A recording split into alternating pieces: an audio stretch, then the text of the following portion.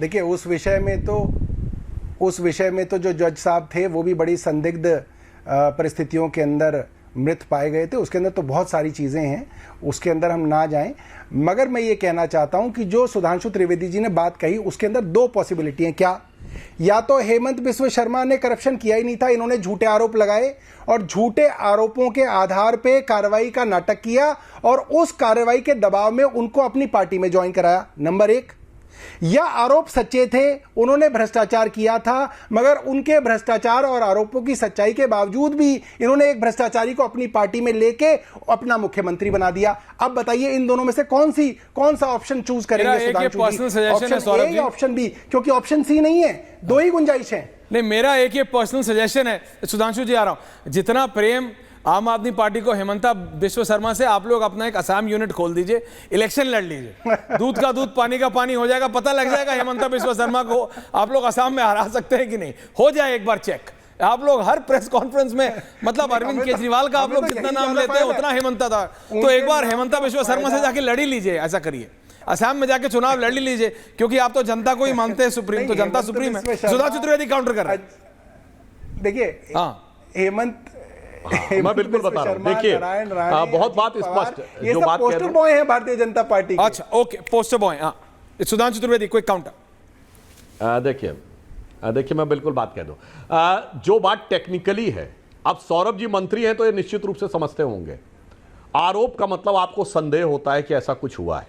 जब मंत्री के रूप में आप सरकार में होते हैं तो फाइल आपके सामने होती है और आपको स्पष्ट पता होता है। यदि सरकार ने कहा कि ऐसा कुछ नहीं हुआ, इसका मतलब सरकार पलट गई। हमें संदेह था, हम संदेह के ऊपर आज भी कायम थे। हमने नहीं कहा कि हमारा संदेह खत्म हो गया, हमारा संदेह गलत था, यह इससे साबित नहीं होता है। परंतु सरकार कहे कि ऐसा कुछ नहीं हुआ था और आज कहे कि ऐसा हुआ था, इसका मतलब सरकार पलट गई, तो यह बहुत साफ हो जाता। और मैं एक और बात भी तो आपसे कहना चाहता हूं महोदय, आप लोग तो अपनी बात पे कायम थे।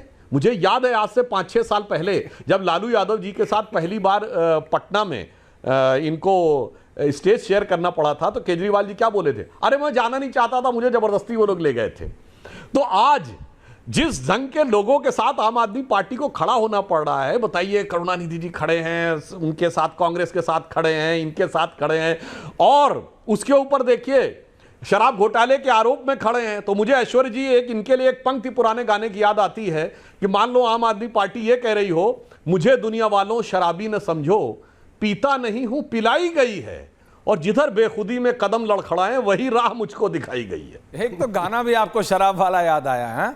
Saurabh Bhardwaj, ending counter. नहीं, देखिए याद इनको भी महबूबा मुफ्ती की सरकार के साथ सरकार चलाने वाली भारतीय जनता पार्टी हमें ये ना बताए कि किस किस के साथ गठबंधन भारतीय जनता पार्टी ने किया है और फिर उसको गालियां भी दी है। नीतीश कुमार को 6 महीने गालियां देते हैं, 6 महीने उनके साथ सरकार चलाते हैं। तो भारतीय जनता पार्टी हमें ना बताए कि गाली देने के बाद उनके साथ गठबंधन नहीं किया जाता। आपने तो इसके रिकॉर्ड और कीर्तिमान स्थापित किए हुए हैं। सुधांशु जी,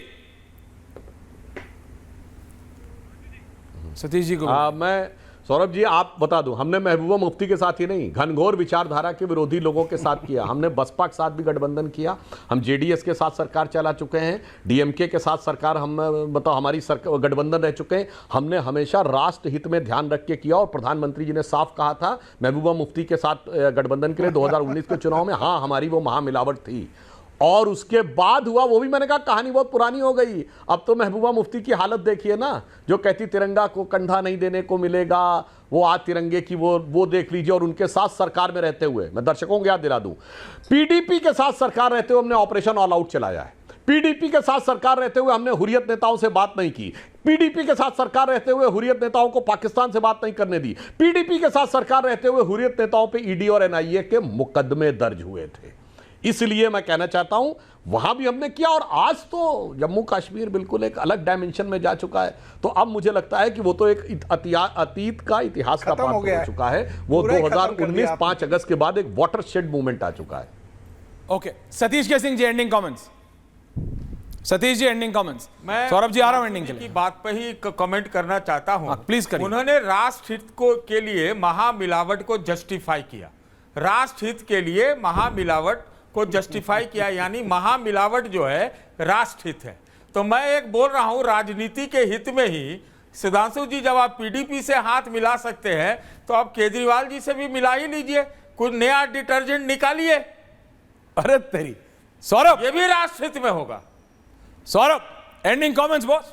सौरभ जी, देखिए जितने भी इस दुनिया के अंदर हुक्मरान आए हैं और ये हिटलर जैसे लोग आए हैं, उन सब ने राष्ट्र हित के नाम पे पब्लिक का, देश का शोषण किया है और हर बात पे राष्ट्र हित किया है। ये पूरे दुनिया की जो है इतिहास के अंदर मौजूद है। हर जगह जहां जहां हिटलरशाही हुई है वो राष्ट्र हित के नाम पे, राष्ट्रवाद के नाम पे वो खेल रचा गया है। तो ये कोई नया नहीं है कि ये कुछ नई चीज लेके आए हैं, ये पुरानी चीज है, दुनिया में अक्सर जो है ये डिक्टेटरशिप में होती रही है। Final comments Sudhanshu Trivedi ji.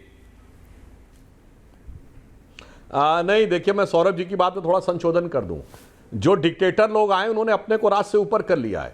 Hitler का राइट हैंड आदमी था रुडोल्फ हेस, 1934 में नाजी कन्वेंशन में नारा लगवाया था, Hitler is Germany and Germany is Hitler. और इंदिरा गांधी के जमाने में देवकांत बरुआ कांग्रेस के अध्यक्ष थे, उन्होंने सेम नारा लगवाया था, India is Indira and Indira is India, और वो राष्ट्रीय अध्यक्ष थे, आज तक उनका बयान है। तो जो डिक्टेटर होते हैं वो अपने को पहले पार्टी से ऊपर समझते हैं, फिर बाद में देश से ऊपर समझने लगते हैं। और मैं सिर्फ ये इसी बात पे खत्म कर रहा हूं, सौरभ बताने का कष्ट करेंगे क्या, कौन है दिल्ली का अगला मुख्यमंत्री? नाम तो आपका भी चला रहे हैं लोग, सब बहुत कुछ कह रहा है, बट आप यही देखना चाह रहे हैं। मैं तो ये कह सकता हूं कि आज के प्रधानमंत्री अपने को देश से ऊपर हमेशा से रखते हैं और जब जब उन्हें मौका मिला उन्होंने बोला कि देश कुछ नहीं था, देश 2014 से पहले कुछ नहीं था और 2014 के बाद ही जो हुआ है वो देश में हुआ है। इसका मतलब उन्होंने स्वयं को देश से ऊपर ना सिर्फ रखा है बल्कि विदेशों में जाके इसको प्रचारित भी किया। 5 सेकंड सुधांशु जी, अंदर सुधांशु जी। देखिए बस ये कहूंगा, देखिए मुख्यमंत्री बनाना आम आदमी पार्टी का अंदरूनी मामला है, पर आज की जनरेशन भूल गई होगी टेस्ट मैच के जमाने में एक नाइट वॉचमैन होता था। हाँ। जब दिन का खेल खत्म होने वाला हो, बैट्समैन आउट हो जाए तो फिर मेन बल्लेबाज को नहीं भेजा जाता था, वो 10 मिनट के लिए किसी स्टॉप गैप अरेंजमेंट को भेज दिया जाता था। हाँ। तो ये नाइट वॉचमैन ढूंढ रहे हैं जो टेस्ट क्रिकेट की परिभाषा में होता था, जो भी होगा वो नाइट वॉचमैन ही होगा।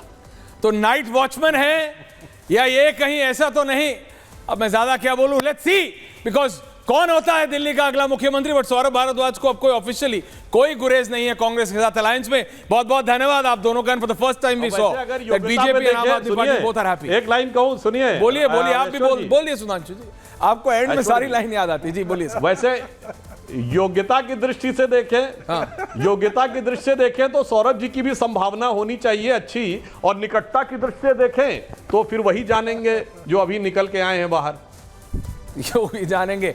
ओके, बहुत बहुत धन्यवाद आप सबका। सौरभ भारद्वाज, सतीश के सिंह, सुधांशु त्रिवेदी, बहुत बहुत धन्यवाद। पूछता भारत में, थैंक यू वेरी मच।